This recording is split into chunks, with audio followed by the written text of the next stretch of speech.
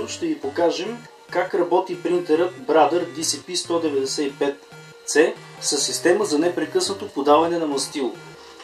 Системата за непрекъснато подаване на мастило се състои от резервоар и касети, подобни на оригиналните, които са свързани помежду си с силиконови тръбички и са много гъвкави, здрави, така че са изключени всички рискове при работа на принтера с системата за непрекъснато подаване на мастило. Системата за непрекъснато подаване на мастило по никакъв начин не повлиява на качеството на принтиране. Процесът на принтиране на принтер с система за непрекъснато подаване на мастило е същият както при принтиране с оригинални касети. В случай, че ползвате висококачествена хартия и високо качество на изображение, постигате високо качество на изображението както с оригиналните касети.